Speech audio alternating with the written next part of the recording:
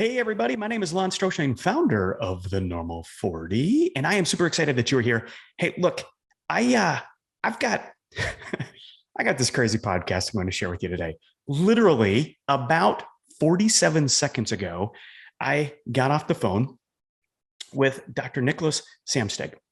He's a psychotherapist. We had never talked, and I thought we were doing just a little conversation about a podcast that he was going to start. He's starting a podcast, and he was going to just kind of pre-interview me. And it turned out being this incredible conversation. So at the end, I said, "Hey, dude," actually I said, "Hey, doctor, can I use this? Can I just post this raw conversation about what people go through, the psychoanalytics, just the hard, deep, emotional things that we wrestle with at this place? And can I just share it in its purest form?" And he laughed a little bit, and he thought about it, and he said, yes, I think we should do that. So that's what I'm doing. This conversation wasn't meant to be a podcast. It wasn't meant to be shared. It's just a couple of guys who'd never met having a conversation about what we go through, about how normal it is, about what happens when we show up for it and we deal with it, and we accept that we need to do something about how we feel, and we permit ourselves to actually taking an action. Those two simple steps that are simple to write and hard to do. So look, I'm going to drop you right into the conversation, and we're going to just see where it goes from here. And then maybe in a week or two or a month or two, I'll be on Dr. Samstag's podcast, and you can listen to that too. So thanks for being here. If you love this, please leave a like. And by the way, I've got a group called The Insider where twice a month I show up just like this, and I talk to people just like Dr. Samstag, and I'd love to have you join me. It's $25 a month, and it just might be the best money you ever spend on you. All right. I'll see all of you on the podcast.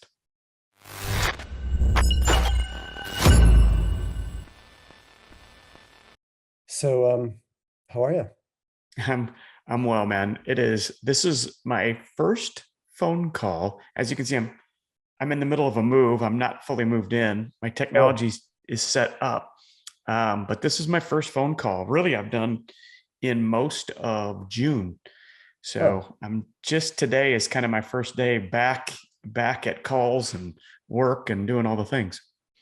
What do you spend most of your time doing at the Normal 40? This usually people show up to anything I've written, and they ask for a free conversation. They just want to talk to somebody about what they're going through, and the language I put out there resonates with them. Mm-hmm. And I know their language because I talk to a lot of people going through what they're going through. So I just repeat back to the world what it is I hear. And after a while, it kind of chips away at these strong exteriors of mostly men, but strong, capable, powerful leaders who are at the pinnacle of their career. They're at this place where they're not dissatisfied with what they're doing, but this is not how they want their best chapter to be written. Mm-hmm. And so they don't know what to do about it. So they show up to some random guy from the internet, and they ask for a call, and I'll spend 5 hours today. After this, I've got 5 more phone calls free. I'm not charging for any of them, of guys and gals who will show up and usually pour their heart out to me about how everything they've achieved and how great they feel on one hand and how frustrated and trapped they feel on the other. And we work our way through how to negotiate that. It's really fascinating. You were the first person I met in this. I don't know if you remember this, but I'm very new to this whole podcasting business. Yeah. So I had no idea, but there is a whole, I don't know whether to call it a genre, maybe, I don't know, but people similar to what you're doing who are trying to connect with people sort of at the age of 40, midlife, however defined, and help them with the next thing. And one of the questions I've had, which I haven't asked anybody yet, I'll ask you, is this transition in your opinion, is this better? Like, is that how we're to think of it? Like, if we reinvent ourselves, is that a better version of who we are, or is it a different version of who we are? Well, you certainly hope it's a better version. I tell everybody as they go through this, when they're clients or we're just on a one-on-one ramble, just a couple of guys talking, I tell them, look, when we go through this, I don't get a vote. I'm not trying to lead you somewhere. I'm not trying to suggest that you're doing this and you should be doing this. I don't have that authority. I don't have that right. And I sure as heck don't want that responsibility. I just want to make sure that while I don't get a vote, you damn well know that you do. And that if you aren't satisfied, if you aren't showing up to work, and it can't be every day, but several times a week saying, I'm doing exactly what I'm called to do. If you're not showing up to work with that blessing, that blessed feeling, that feeling of I am doing what I'm here to do, these are the best days of my life. This is as qualified as I'll ever be to do what I'm doing, and I am where I'm supposed to be. If you don't show up to work feeling that way, then you probably owe yourself the due diligence of trying to figure out what it is. Mm-hmm. And I don't get a vote. I just care that you know what your vote is, and we work through a process to get there. You might decide after we go through a 6 or 8 month program, you might decide in month 4 or week 4 that you're exactly where you're supposed to be, doing exactly what you're supposed to do. And you'll still show up to work invigorated because you've done the work.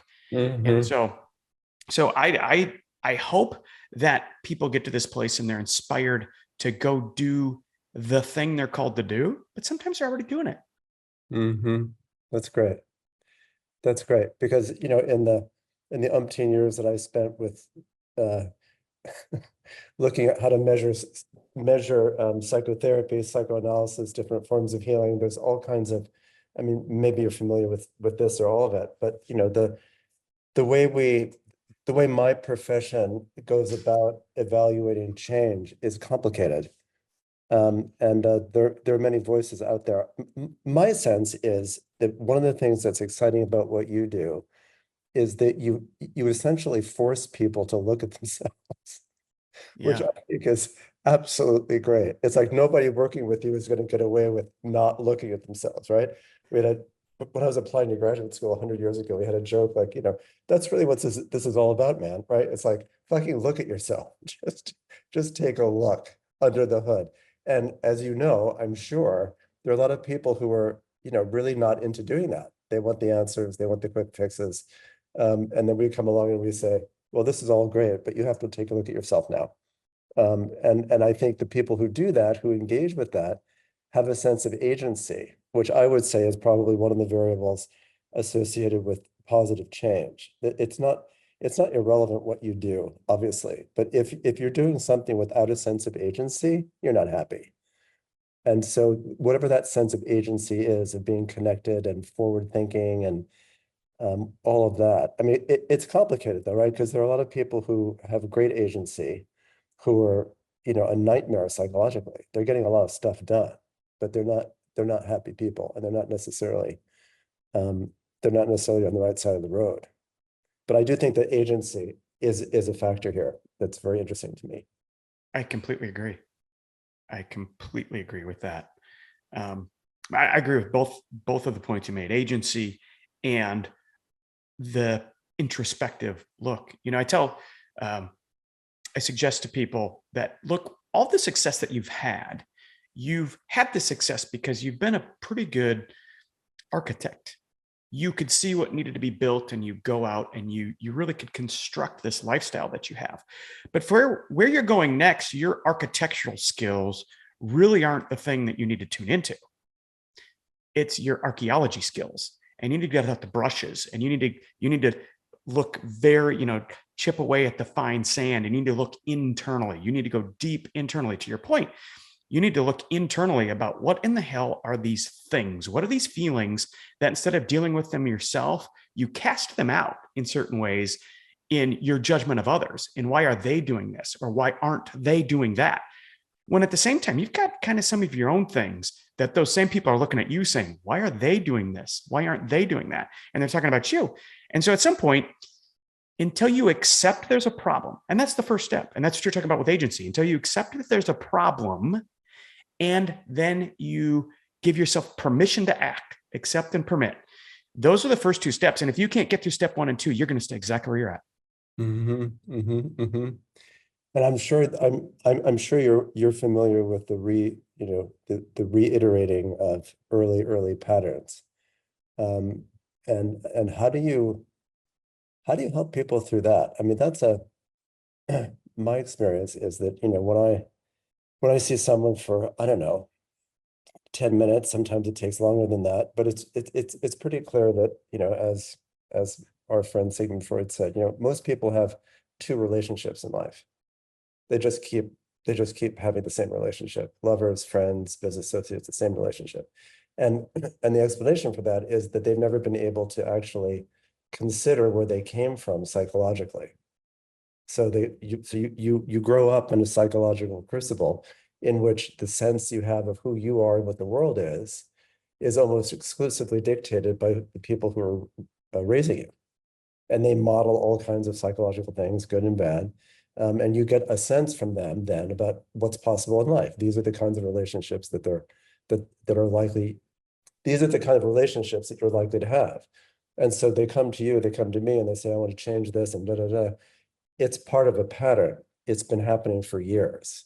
There's nothing new here. So what do you do about that? Maybe we could exchange some trade secrets. What do you do? Let me be more concise. What do you do when you realize that what you're hearing is someone telling you that they've had a pattern interpersonally, let's just say that, an interpersonal pattern that looks like this. And you realize that if they keep doing that, whatever they do next is going to be not so good. Man, two things I'll say. One, usually people who show up don't know they have a pattern.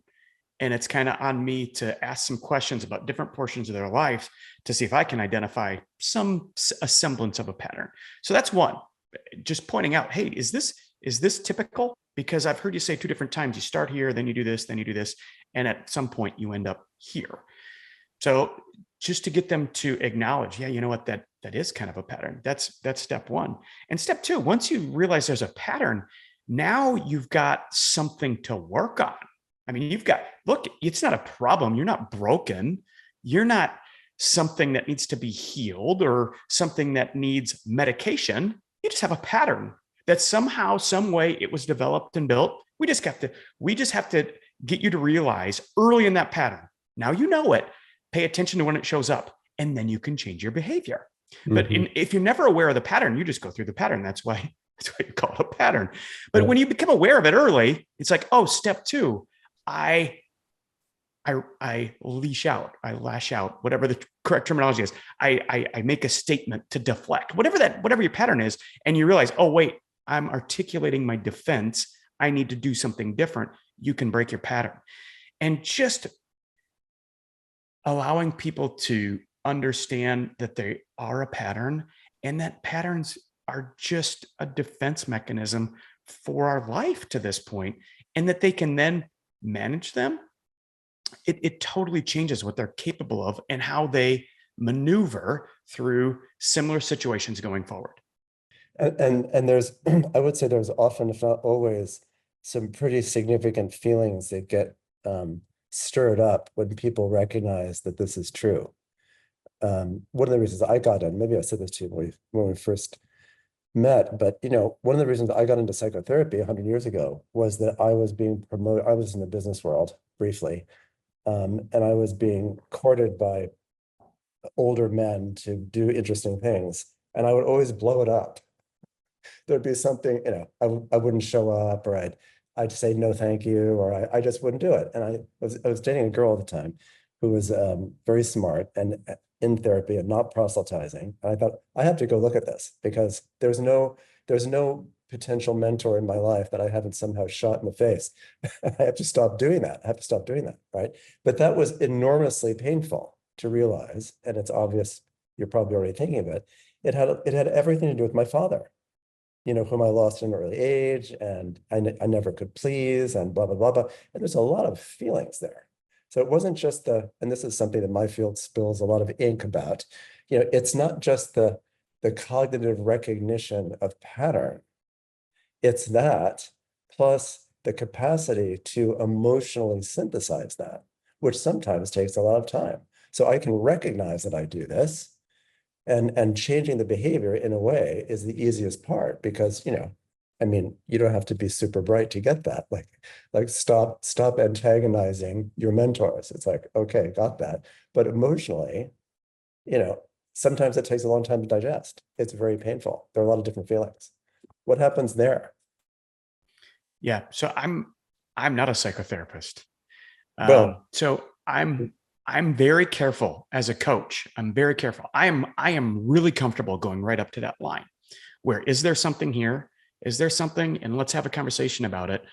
But if it goes to where you're talking about deep, you know, deep seated things that have been suppressed and repressed for decades, like I said, I'm comfortable taking you right up to the edge, right up to the point of saying, look, I think the best thing we can do is find professional help for you to deal with that. I can help you once you have that dealt with. You and I will be unstoppable with where you want to go. But I think there's something deeper here, and I'm not qualified to take you there. I am not. But there are thousands of people who can. And I can tell you, I've done that more than once. And every time I've got 100% batting average, they come back and say, oh my gosh, I didn't even know it. I cried my eyes out. And they start this healing process going forward. And so I pay very close attention to where my place is and is not. And but I am comfortable taking people right up to that point and then saying, hey, look, I think the best thing we can do is find a professional counselor who can help you really deal with the nuances here that we're facing. But let's celebrate the fact that I think we're going exactly where you need to go. You're doing exactly what you need to do. And I'm here the moment you want to talk. And so and I find that as a coach who has a client who also has a therapist, I love it. I love it because like I said, I'm very good about my boundary. I'm very appreciative of what therapists, psychotherapists do, and psychologists and psychiatrists. I love it, and it's healthy and good. And if I can be one of the ingredients that help guys get there to realize the fact that maybe that will be helpful, I'm doing exactly what I'm here to do. And then if they come back and they're ready to go do the next thing, great. that sounds wonderful. Looking at your website for a while, I'm struck by how many different things, sort of different packages and offerings you have. Is most of the work you do one-on-one, or how much of it's one-on-one, how much of it's, sort of group activity? I used to do exclusively one-on-one. This is I think a trend for most coaches, and I love one-on-one.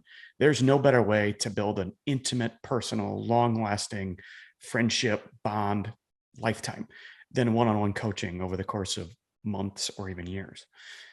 But what I found, especially with high achieving individuals, people have dedicated 20 years of their life to something. They're at the top of their professional game. They've achieved more than they thought possible. They've checked all the boxes. They've lived life the way they're supposed to, blah, blah, blah, all the things. That the best thing I can do for them when they get to this point where they feel like they're alone, like they shouldn't feel the way they feel, to have so much and to feel so little, is to put them in the room with people who are just like them. And once we go around them in a small group, it's me plus 6. It's groups of 6. That's the right number. I've tried larger, I've tried smaller. And in groups of 6, and we go around the room, and these individuals get to be coached by people just like them, by me, of course, but by people who are right where they are in their journey, paying attention, listening to, caring about, investing in. They're getting that from the community. And then in the next minute, they are the coach. They're giving, they're offering, they're helping, they're guiding. It is the perfect formula for life-changing results, because what I'm really doing is I'm creating people's board of directors, their personal board of directors for the rest of their life. And usually by month 3 in my vintage 1 cohort, by month 3, the individual members are making plans to fly around the world to meet one another, because they don't know each other on day 1. But by month 3, they're making plans to meet each other in person, to share their personal roadmaps, to do all these things. And I'm not even included. Half the time, I don't even know what's going on, which is awesome. That's proof that it's working. And so that's why I'm really going away from one-on-one into cohort. Now, after you go through the cohort, and it's an 8-month program, I then do one-on-one, if people want it, ongoing, once a month. It usually is enough for as long as they want it. And then I take the vintage one after you graduate, if you will. I don't even know if I like that term, but after the program is done, I take all of the vintage one graduates, and then we have a community where we show up once a month, and it's optional, but you can join it and then meet all of the other incredible people who've gone through the same experience. So these cohorts will be in touch with each other for years, potentially. For as long, once they know each other and they have each other's email address and they know each other's story, they'll, like I said, they'll know each other forever. It's optional. They can opt in or opt out. I've never had a single person opt out. It'll happen someday, but there's so much power in the intimacy of the group that once you get comfortable with sharing and being shared with, like I said, it's two ways. It just changes what you feel you're capable of and who you're capable of helping. And it's something that the most busy people in the world, surgeons, public company executives, accounting firm partners, will clear their afternoon calendars to be part of. Mm-hmm. Yeah, it sounds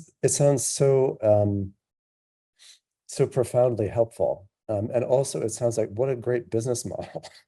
I mean, what a great business model. Like you have a group of people who, you essentially, well, just what you said, you provide individual counsel.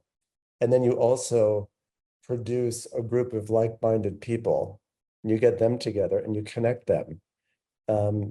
And I was thinking so much of this sounds like a in the best possible way, like a surrogate family, right? It's like, the family, what's the phrase? Your family or people who you're born into or something, and friendships with the ones that you desire. But that this not dissimilar to a high-end dating service, really. Like you produce cohorts that really function well together as a collective.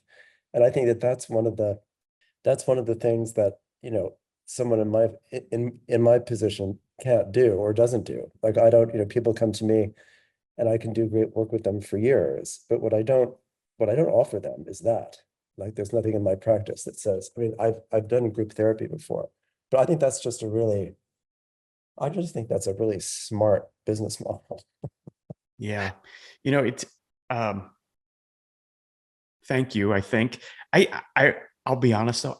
I shy away from using terms like business model and funnels and all that. I've just found it's the most effective. It is the most effective way for me.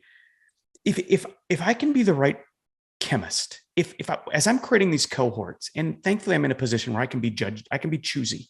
I can say, you're in this one, you're not. I've kind of got that, a little bit of a backlog where I can do that.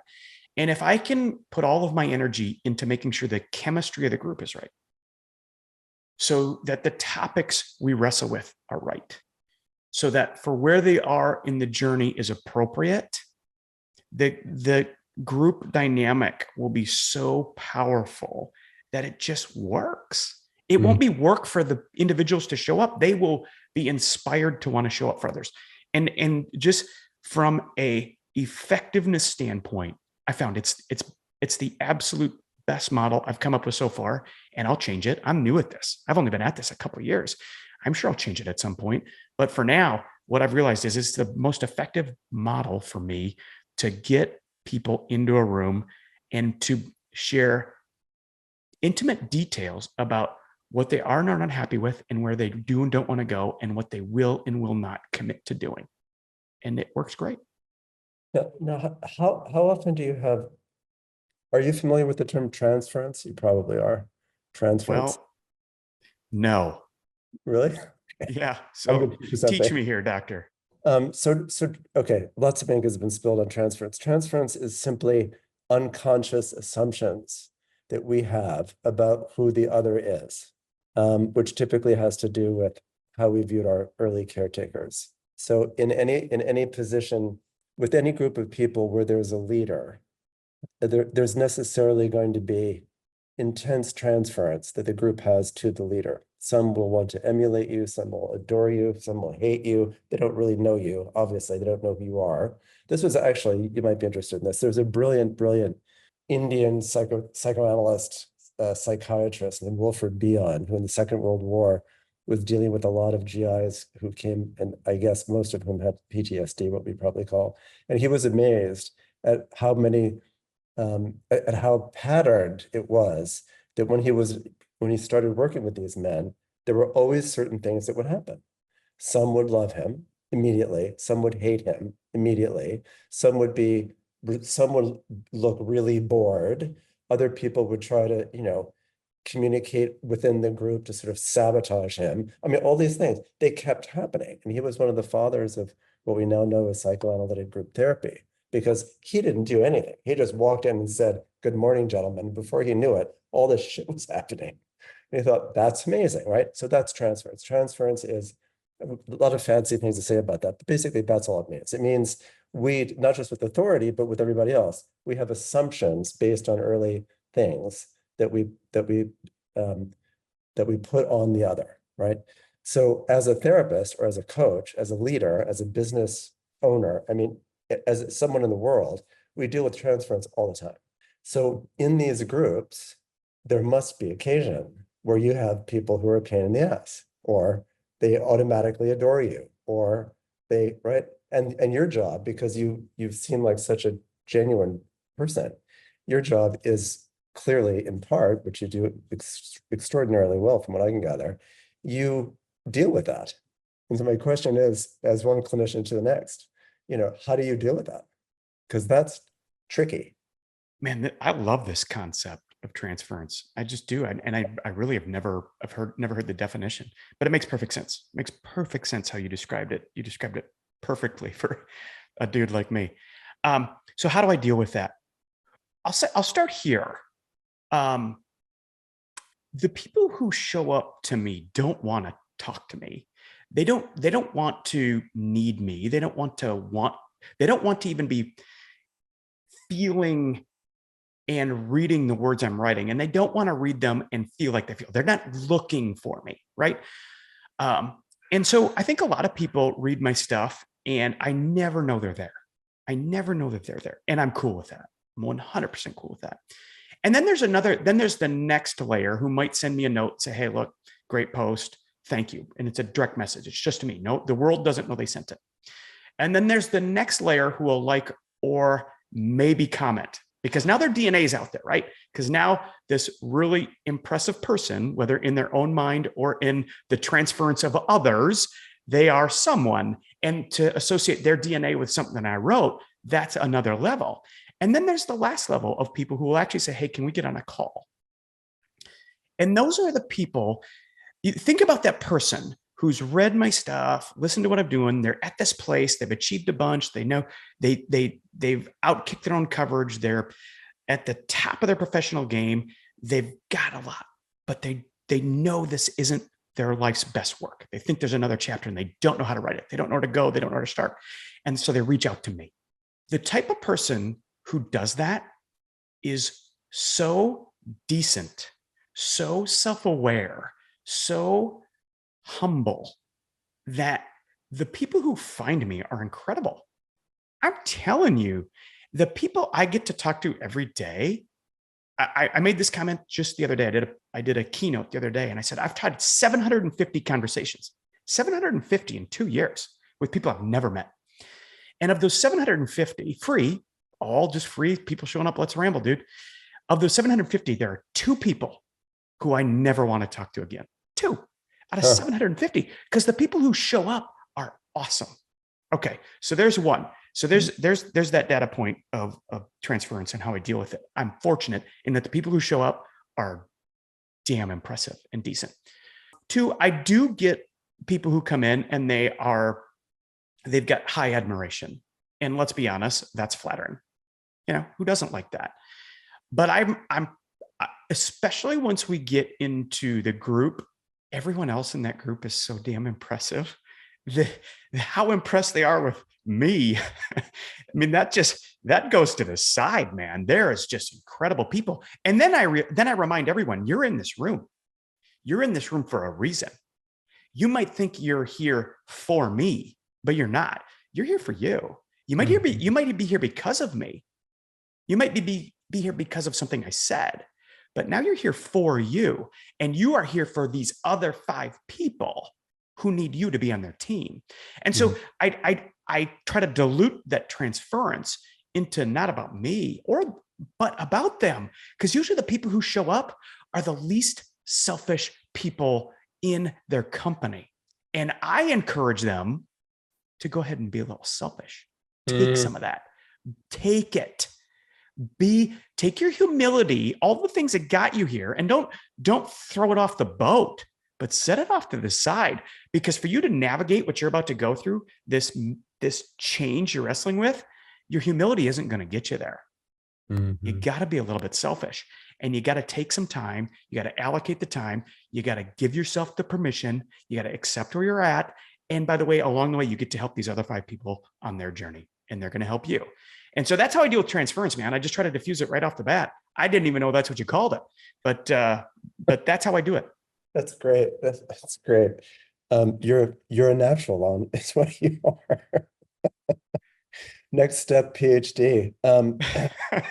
Yeah, no, it's really impressive. What was I going to say? So okay, just to do transference justice. Transference isn't good or bad. I mean, we do talk about negative and positive transference, which is what it sounds like, but transference is just part of necessarily being human.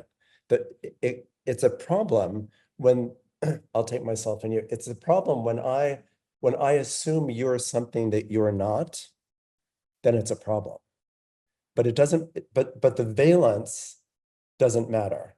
I can be overly idealizing you. I can be overly denigrating you. I can be split off from you. It's the transference is the not you part of my assumptions about you. And it's not a bad thing. It's just part of being human. When you walk into, I mean, here's some obvious examples. If you walk into a church, you have a very different, regardless of what you believe in or don't, you have a very distinct feeling about that place. If you walk into a police station, you have a very distinct feeling about that place. If you walk into a college campus, wherever we are as human beings, our first impressions and our unconscious process dictates how we feel about things. That's transference. Then we get into the place or talk to the person, and there's a relationship between our assumptions, conscious and not, and what actually happens. And in every relationship, love affair, friendship, business acquaintance, what you do, what I do, transference is happening all the time. Part of being connected as a person means being aware of that. So I see you, and my first thought is, you're an unbridled genius, and you have all the answers, which is awesome. Okay, let me diffuse that immediately. Yeah, right. But that's what we get as leaders, and that's, I said that to be funny, and that's hyperbolic. But people do walk into your space, I suspect, as they do into mine, and they have a lot of expectations. Or on the other hand, they have a lot of like, oh, he's, because experts now are in very bad way, right? We don't want to be an expert anymore. So it could be the negative thing. But the challenge is to engage in such a way, and you do this without probably knowing you're doing it transference wise. The challenge is to keep wondering about the assumption versus the reality. Like, what's actually going on here? Like, I thought you were this person, and now you're that person, and that's kind of cool, right? But that has to be, that's fairly deep. I mean, you don't have to be a therapist or a psychoanalyst, God knows. I think it's helpful to think about that, right? That's all. That's transference. So it's not that you're ever going to get away from it. But here's the interesting thing. Here's why I just can't wait to go learn more about this. So is transference, like you said, it's to be human is to have transference. It's to learn how to negotiate that. But here's the interesting thing as I hear you talking, is transference a receiver or a transmitter? Let me talk about that. Huh. So usually the people who show up here.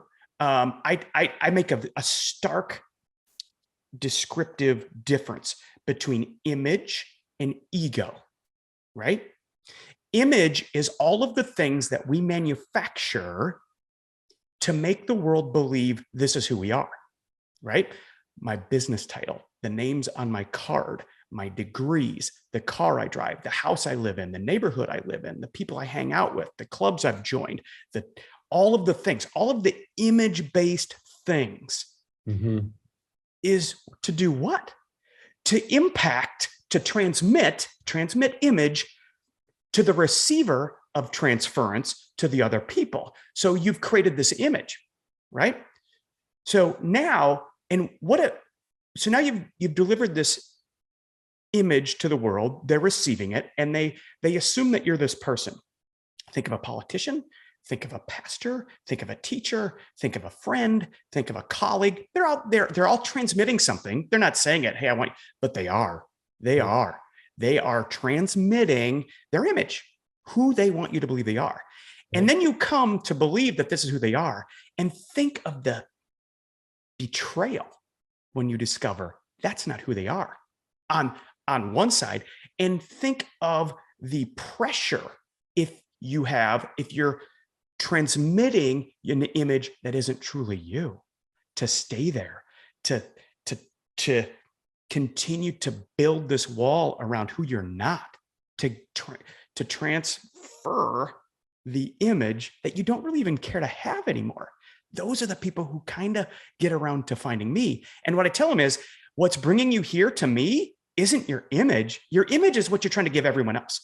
Your image is what's preventing you to come here. What's bringing you here, dude, is your ego. It's your ego. It's the thing saying, hey, dude, you don't have to stay here.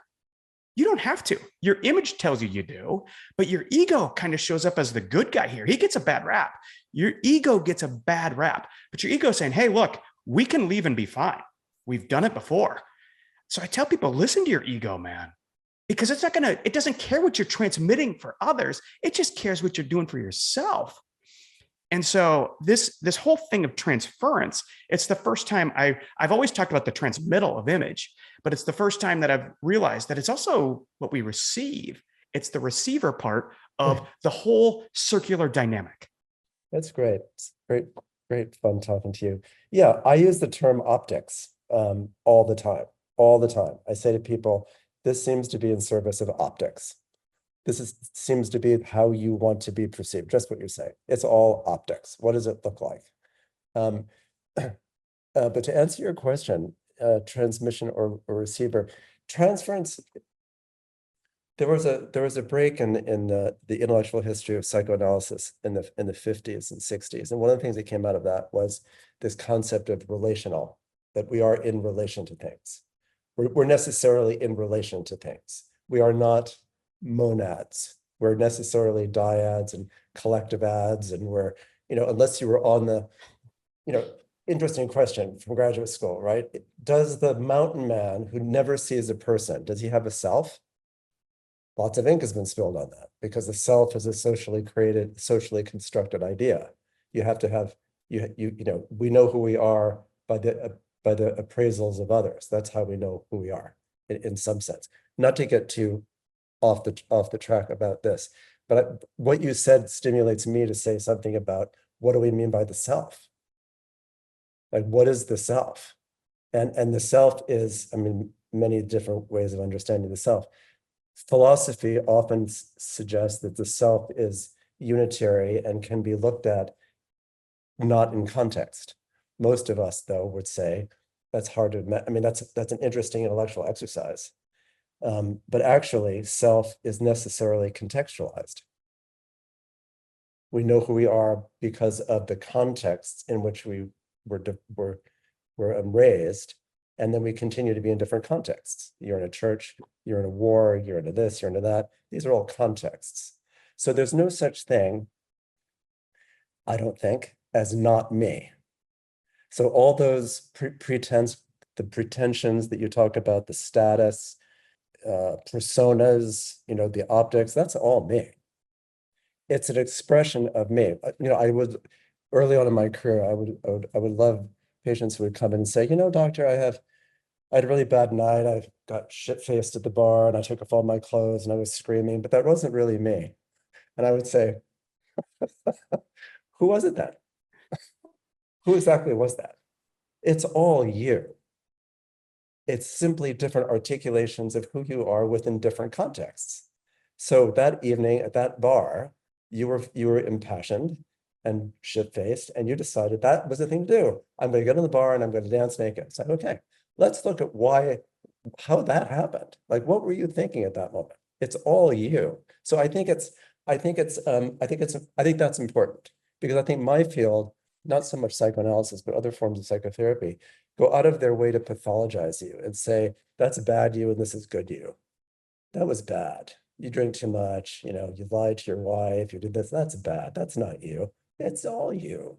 The question is, why do we articulate ourselves at times in ways that are really destructive or that really don't do us well in the end? So I think since the 50s, not everybody, but a lot of people started trying to grapple with that idea that we have self states. We have parts of our personality.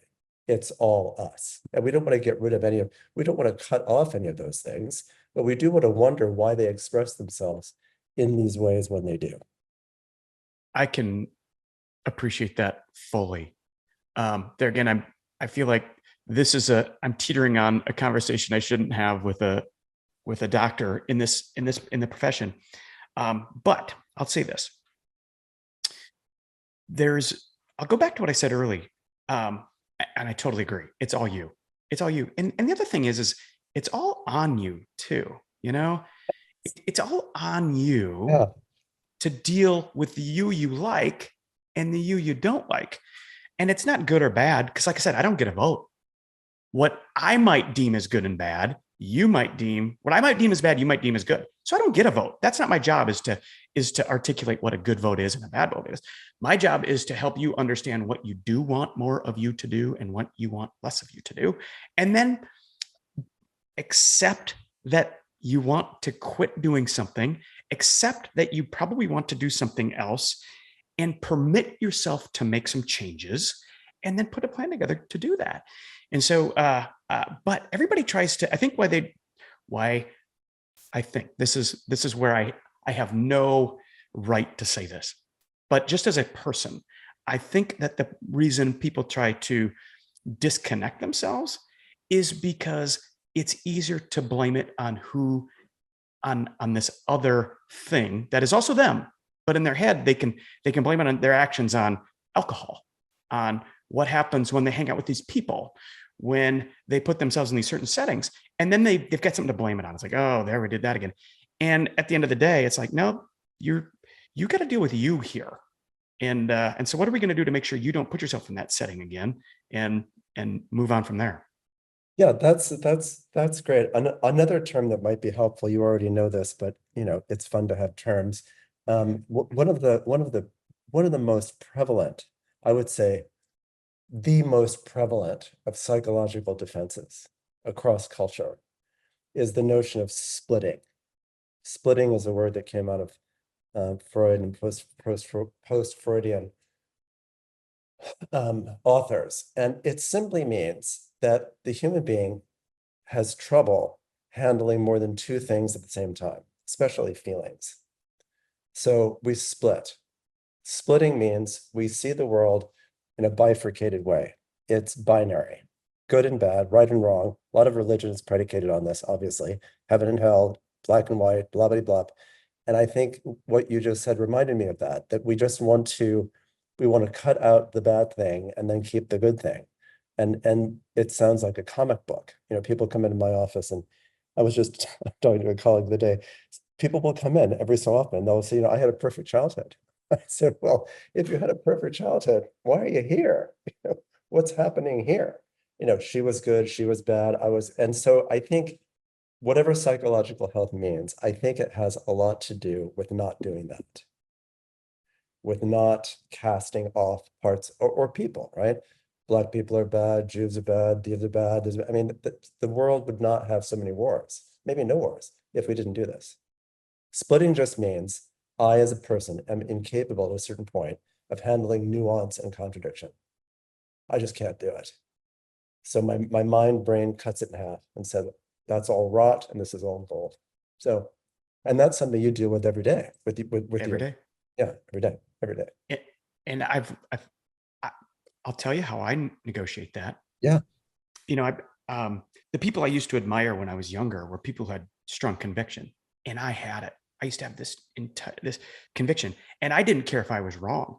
Even after I learned I was wrong, I was convicted. And for me to back down from my conviction, this thing that was this superpower of mine, I just couldn't do it. So this goes back to your point, binary, good or bad. It was good for me to be convicted. It was good to stay the course. It was good to do these things. It was bad to be wishy-washy. It was bad to change my mind. It was bad to retreat. It was bad to make a different decision. Bad leadership, weak leadership. And so what I realized is, look, if I give myself permission to release my conviction and realize that conviction isn't a superpower. In fact, it's a super weakness if taken too far. Persistence is different. Persistence and conviction are different. You can be persistent and change your conviction. But when I realized that I had to step back, and I gave myself to accept the fact I might be wrong. Oh, wow, that's a mind blower. I might not be right. And then permit myself to have another opinion. Look, accept and permit. Man, if you can just do those two things, if I could permit myself to have another opinion, what might it be? What might it be? So this is a long way of me saying I break through that with clients and with myself by saying, just be curious about this. Be curious about your own conviction, because you can't be curious and convicted. Right. You can't be. It's impossible. So if you can only have one emotion, you can only dedicate yourself to one thing instead of naming it good or bad. Sit in curious. Sit there. Yeah. Sit there and be curious about it. And if you can do that, man, you might actually change your opinion. You might actually hate the person on the other side of the political aisle less because you got curious about how they feel. And by the way, if they do it too, you guys might actually go have coffee together. Yeah. Curiosity, man. Is a life changer. That's a huge subject in psychoanalytic studies, is exactly that. Many wonderful things have been written about that. And to your point, you can't be curious if you think you know everything. That's right. Right? I mean, I would love, I was not raised in with any kind of religion, but I studied philosophy and theology, and I once I was teaching at NYU, and there was a Franciscan monk who took my course, and he was one of the smartest people I've ever met.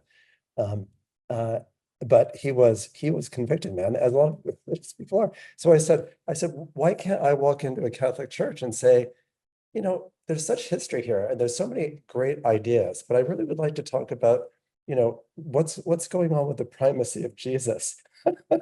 He'd say, you can't talk about that. And I would say, well, if the answer is known before the question's posed, it's like, what a drag. It's like, there's no curiosity. It's like, no, this is not the place for curiosity. This is the place for, or as that's a famous person, I can't think of his name right now, is his mother asked him when he came home from school, did they teach Ralph Nader's mother, did they teach you how to believe, or did they teach you how to think today? Which I always thought was great, Yeah. Do we want converts, or do we want thinkers? Yeah. So I think that's great. Yeah. I mean, you've clearly connected with some very robust psychotherapeutic principles, and you clearly enjoy it, which is wonderful. I do enjoy it. If you'd have told me 2 years ago that this is what I'd be doing, that I'd be talking to you. I mean, I'd tell you you're absolutely crazy, but there's something really incredible. We talked about image and ego, and we talked about transference and splitting. But for the first time in my life, doctor, I get to show up here as me. Yeah. This is what I sound like when I get to sound like me. I don't have to apologize for it. You don't have to like it. I'm okay with that. I am okay with that, because this is what I get to sound like when I get to sound like me. And if you want the definition of freedom, that might be it. Want the definition of control? That might be it. And so I really encourage people to remember what it felt like when you used to get to feel like you, to talk like you, to act like you.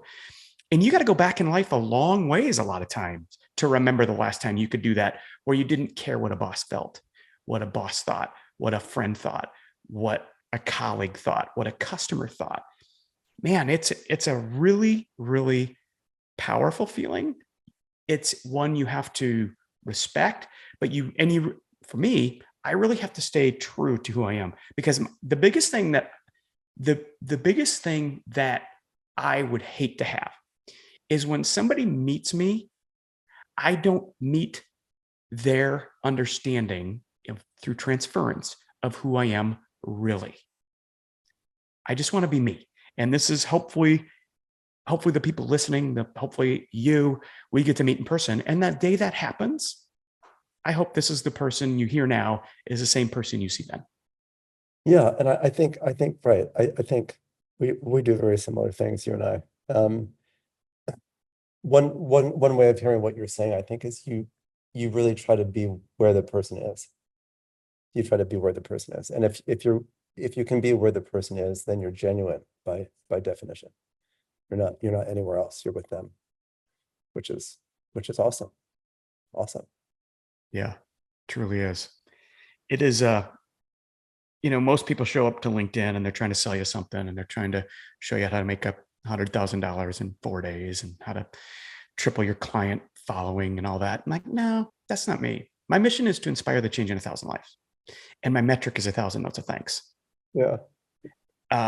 And the reason being is that a note of thanks from somebody I've never met, who took something that I said once or said 100 times and used it to improve their life. And then they do this thing where they take time and say, thank you.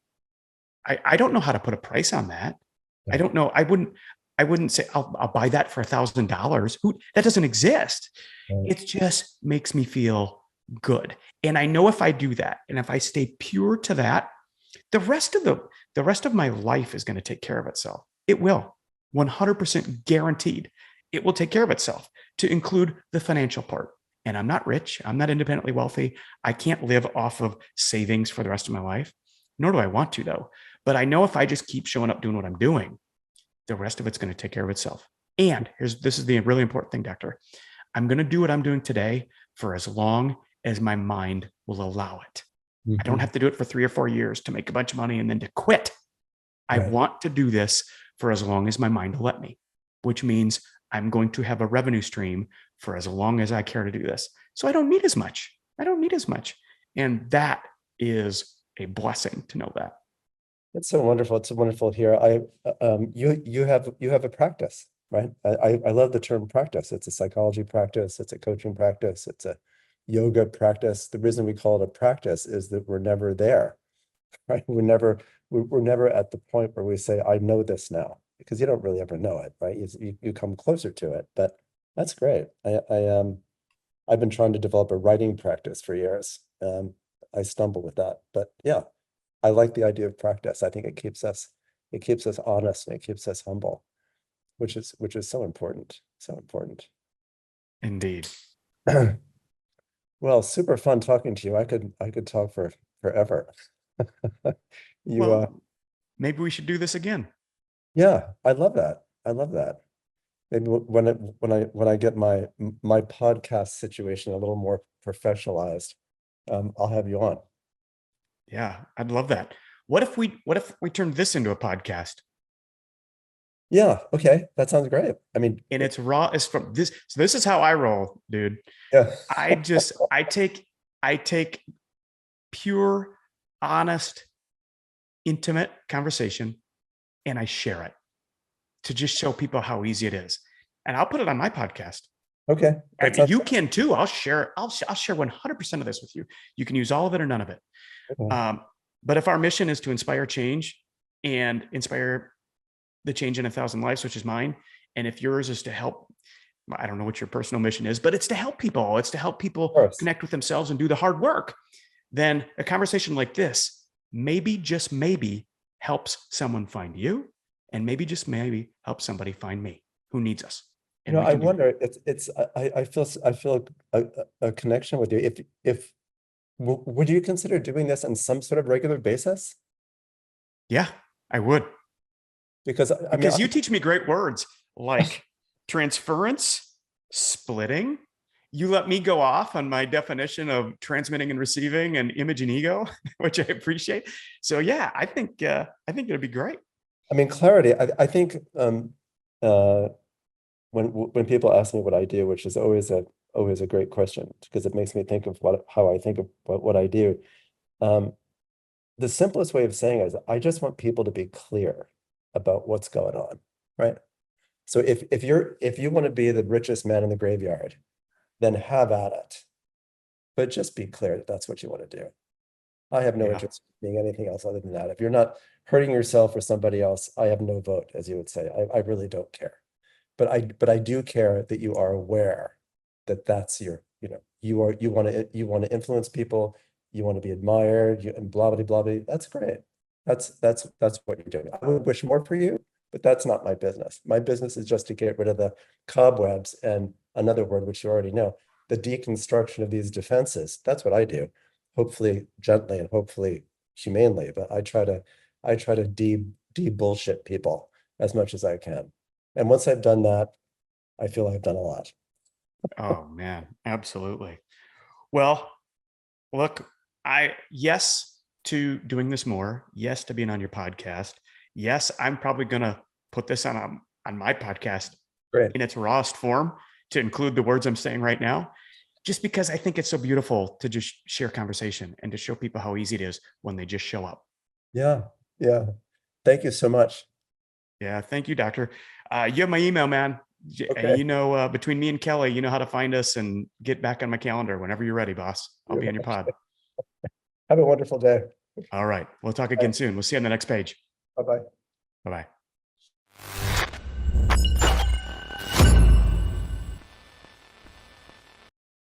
Hey everyone, that's going to do it for me, Lon Stroschein, the founder of The Normal 40. Thank you again for being here, and thank you so much to Dr. Nicholas Samstag for, well, being on my podcast without even knowing that that's what we're going to do. What an incredible conversation, and I just love these terms I get to now use. And I will assure you and remind everyone that I am not a psychotherapist. I'm just a dude who's been through what you're going through and a guy who's willing to help you take whatever step you think you need to take next. My mission is to inspire the change in 1,000 lives. My metric is 1,000 notes of thanks.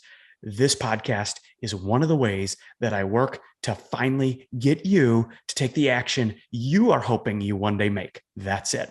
If this is your day, send me an email, lon@normal40.com. I'll do my best to get you on my calendar and we'll ramble. We'll just see where it goes. I'm not here to sell you anything.